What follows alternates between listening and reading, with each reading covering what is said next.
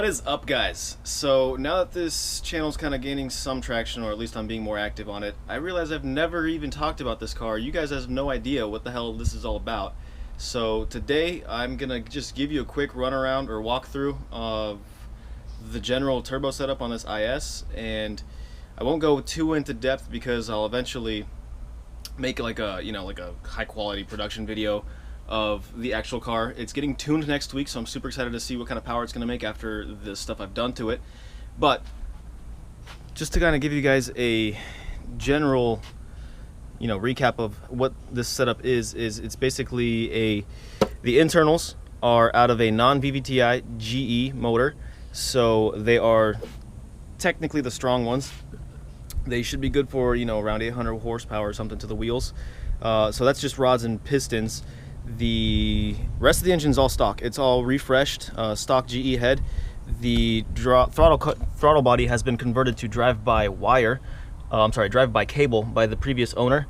There's a good chance I may convert it back to drive-by cable because it is run on AEM Infinity, and I have all sorts of benefits to running Infinity, and the idle control and stuff is something I miss because sometimes the car just dies on me because there is no idle control. So I'd like to get that back. We've got a comp 67mm turbo, and the car makes about 15 pounds of boost. Last time it was dynoed, it was on 15 pounds and it made 466 to the wheels or 480 to the wheels, something like that. I've got a dyno sheet somewhere, but it doesn't matter. The setup's been changed quite a bit. I've got a fat front mount intercooler. You can't really see it unless you really get down through this bumper because the whole body's all stock. All the body panels are. I have an aftermarket bumper I probably will put on. Obviously electronic boost control, and then aeromotive fuel regulator. The injectors are 1000cc Deutschwerks, and the fuel pump is aeromotive 340, just one. Let's see what else. Stock car, literally suspension and brakes are all stock. I have all of that stuff that I will be putting on. I have another IS300 that's naturally aspirated that I used to track, so I will be taking the suspension off of this. It's on BC coilovers, sway bars, and all sorts of goodies. Be putting them on this. I have set up Supra TT wheels that I will also be putting on here, and in addition to that, I have a set of IS350 big brake. They're IS350 brakes, but they're big brakes for the IS300. So that'll be exciting because when this thing, making just under 500 horsepower, it needs brakes. One thing I'd like to do in the future as well is take this battery, move it to the trunk so I can put my ABS there, just because I don't like how close, if you see the gold foil there, those are my brake lines wrapped in the gold foil, and they're pretty much touching the turbo.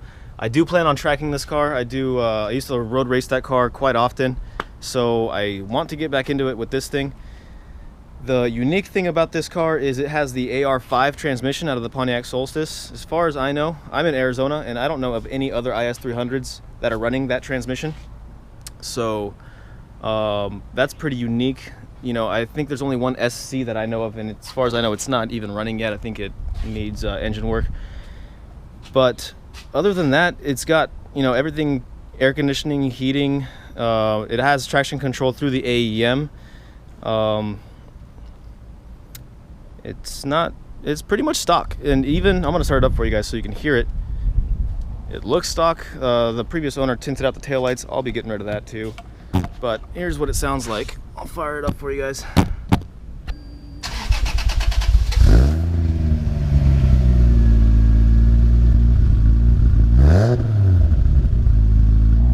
While I let her warm up a little bit, I'll talk to you guys about the inside and what I have planned. So all the interior is also stock. Don't know how lighting is in here, so bear with me. But even it's got the car used to be an automatic. Now again, it's 5-speed. Just have my phone chargers here. I do have a temporary boost gauge installed. It came with the car. I just wanted to see what was going on because it's very inconvenient to drive around with the laptop sitting shotgun. This is easier. So this boost gauge sucks. I won't be keeping it. The car still has the automatic steering wheel, so I will be using these buttons actually for rolling anti-lag. I think I'm going to use the down button instead of the up button, but I'd like to get those set up so I can get rolling anti-lag set up on this car. I'm trying to think of what else to show you guys. There really isn't much. Oh, the ECU. Let me show you where it's wired in.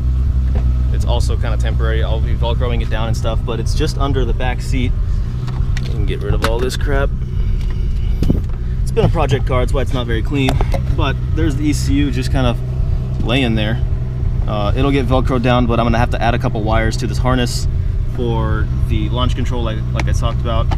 And also I'll be adding a 12 position AEM switch so I can switch between, you know, tunes, power levels, high boost, low boost type of thing, traction control and whatnot. So if you guys have any idea on where to put that switch, I'm interested to hear your guys' opinions, because the switch is very small, but it's got like a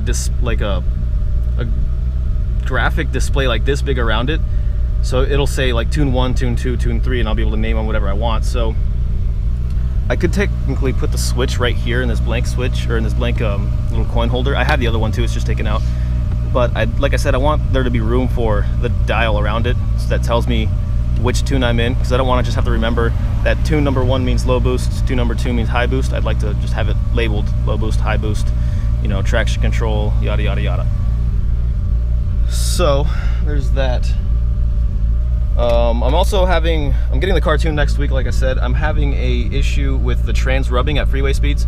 So today I'm going to get under the car and see if I can find out where it's rubbing. Just because I don't want it to be rubbing on the dyno, because that would suck to get pull up the dyno for that. Stage 4 ACT 6-puck clutch is in the car. I hate it. I hate daily driving it. Like, getting stuck in traffic is the worst thing with that thing. The friction zone is very small, but it grips and it holds good. I have no issues with it other than just it sucks driving. What else is done to the car? It's really like not much. It's built to make about 750 to the wheels on E85, and I have the E85 sensor. It's not, or the flex fuel sensor. It's not installed yet, but once I install it, I'll be a fuel pump, fuel lines, and a tune away from running E85. I imagine at around 20 psi, my coils will probably start going, or start being too weak. So probably need to upgrade those to actually make 750. But it's got a HKS blow-off valve. It's got the tile 46 millimeter, no, I'm sorry, not tile, precision 46 millimeter wastegate, which I just put on, and 3-inch turbo back exhaust. The only thing in the exhaust is one muffler, so it's actually not that loud at all, especially out of boost. Once it gets into boost, obviously the dump is, it dumps to the atmosphere, so that's super loud. But you know, out of boost, it's totally tame. It doesn't drone at all on the freeway or anything. Right now, launch control is set up, but it doesn't really make that good of boost. It doesn't sound as good as I'd like it to. So next week when I get it tuned, we'll definitely have them, you know, redo that and make it aggressive so we can, you know, shoot some flames and stuff. So I'll play the two-step for you guys right now, or the anti-lag launch control, whatever you want to call it. I'll play that for you guys right now, but it's going to change. It's not going to sound the same by next week. So